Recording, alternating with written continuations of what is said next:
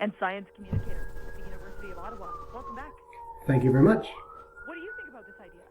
I think it's time. I've been arguing for a while that it shouldn't be mandatory in schools simply because the public buy-in would not be sufficient. But I think we're entering a point where September is probably the right time to add this as our 10th mandatory vaccine. I'll get you to just come a little bit closer to the phone. Oh, I'm sorry. Is that better? We're having a hard time hearing you. It's a little echoey. Oh. But how does this provide us coverage? What does this actually tangibly do? Okay, so the vaccine definitely reduces a child's probability of being hospitalized if they get the disease. And as better vaccines come and as more doses become available, it reduces the child's probability of passing it on to somebody else. So it does actually curtail transmission, contrary to popular belief. Maybe not as much as it used to, but it certainly does help. The most important thing, though, is that it prevents the kid or reduces the probability of a child being hospitalized, which is what we really care about. The thing about this, as I mentioned, is that parents can always get exemptions. So do you think it's that impactful if you've got a significant number of kids that are opting out? Yeah, so right now we have about 35% of kids who are vaccinated, which is pretty low compared to other countries. I think Spain has over 91% of their kids vaccinated, France 84%, Ireland 80%. And I think the reason that it's so low here is a combination of individuals who are scared of the vaccine, but also apathy. So if you don't see the crisis around you, and it's not something you want to take a day off work to get your kid vaccinated about, you won't make it a priority. By making it mandatory, you address that second group, those who are apathetic about it, and that will ratchet up the uptake significantly. Not to 100%, maybe not even to 80%, but significantly. What about the fact that the top doctor, Dr. Kieran Moore, when he's been asked about it, has said, we need to look into it, we need to study it? Yeah, I get that point, but I think his position might be more political, meaning that he understands that public health is the art of the possible, and you can't do anything if the public doesn't buy into it. And I think he's talking here about, are people really on board with this idea? And I also question if people are on board with it. And if they aren't, we can't do this.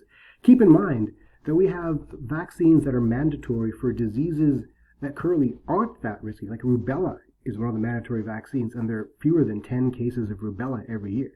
So this is not necessarily about the risk of the disease. It's going to be about the risk of the disease balanced against the risk of the vaccine. And right now there's a perception that the vaccine is of high risk, and it really isn't. So it has to be married with an educational campaign. I like what you said about public health, the art of what is possible. There's also the psychology of what's involved here.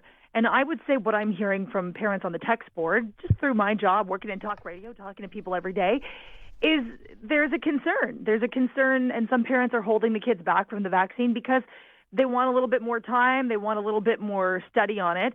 I'm not sure what you think, but I don't know if adding it to the list is really targeting that or answering those concerns.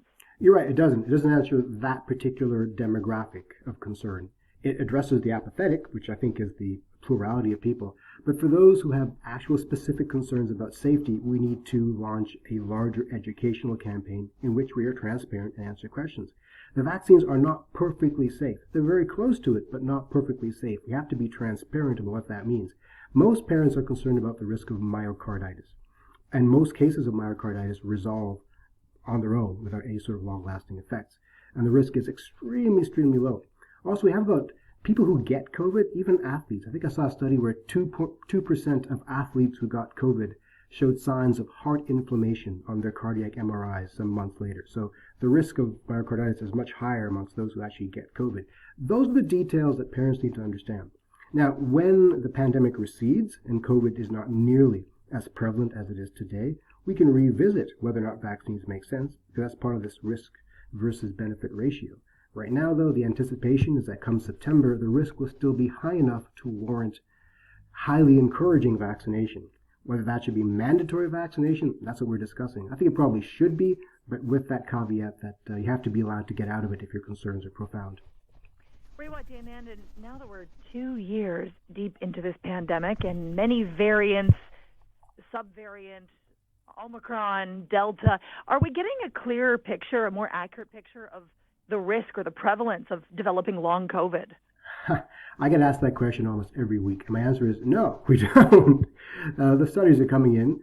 I mean, there's some division around how to define long COVID. Technically, it's if systems persist beyond a certain number of weeks. But we care about things like the brain fog, and the ability to go up the stairs anymore. So there are questions of intensity, not just of duration.